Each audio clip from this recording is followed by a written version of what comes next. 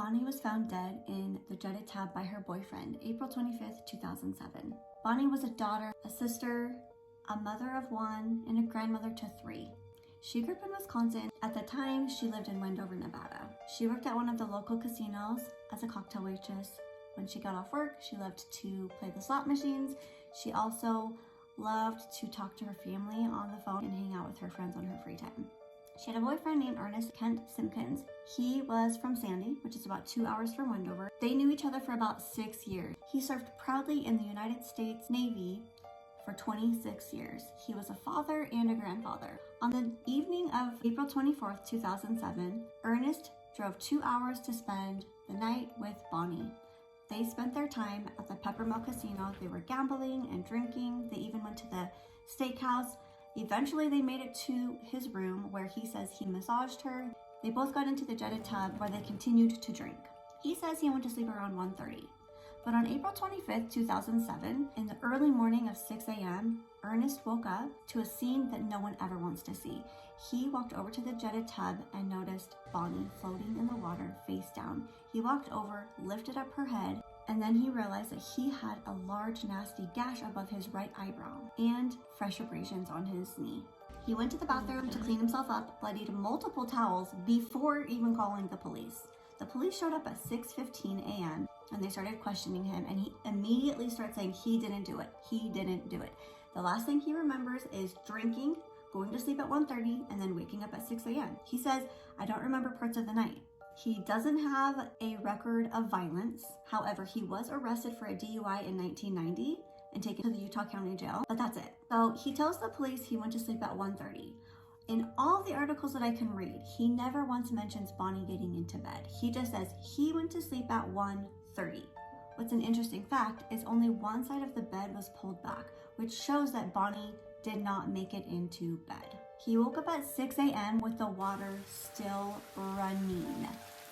It was filled to the top. The only reason why it didn't overflow is because it has a drain that was draining it, and the water was 125 degrees. That is extremely hot. Most hot tubs are kept at around 101 to 104. In all the articles I could find, Ernest just says how they were drinking a lot. They were continuing to drink a lot.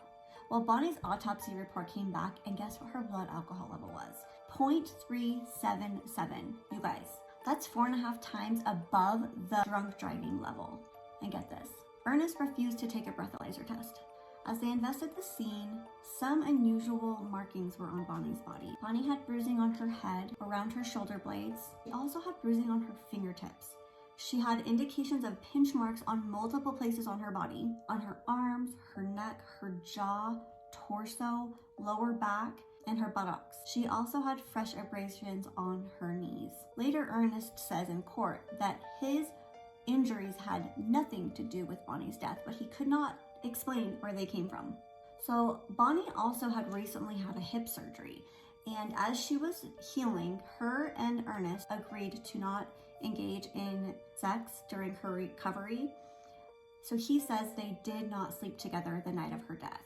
However, she had a minor injury to her vagina, and he also changes his story in 2 videotaped interviews. The blood found in the room was all Ernest's blood. But Bonnie did have blood underneath her fingernails, and it was dried, and it was her blood. Oh, and her friends who she works with said they do not remember her having any of these markings on her body the day that she died. At first I thought, how would they know? And then I got to thinking, the last day she was alive was a Tuesday, April 24th, and let's say she was working.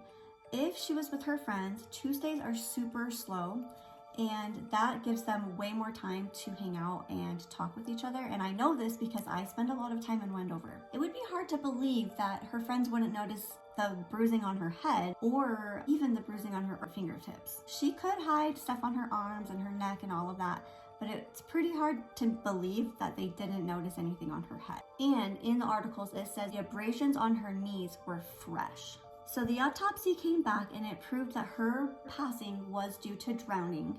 they could not rule out alcohol poisoning. They also said when they found her body, her hands and feet showed signs of being submerged in water for a very long time. So in December 2007, the trial for Ernest killing Bonnie happened, and he said that he did not kill Bonnie. However, the jury found him guilty and they charged him for first-degree murder for the death of Bonnie Jolin. But the crazy thing is, I researched this 6 months ago and I cannot find the same articles, you guys. These articles are literally disappearing and then popping back up like months later. It's literally insane. And that's just one of the examples of the glitches that I've been having on my phones and my electronics. So Ernest made an appeal after being charged with first-degree murder. And on March 18th, 2008, almost a year after Bonnie passed away, was the retrial. The district attorney says that Bonnie would have been a good candidate for drowning because of her blood alcohol level, but he did say, however, it would be extremely hard for her to pass away and drown in the water without being forced. The defense attorney came back and said that there's no evidence showing Ernest causing the injuries to Bonnie, and he said it would have been very easily for her to pass out. He says, I don't know.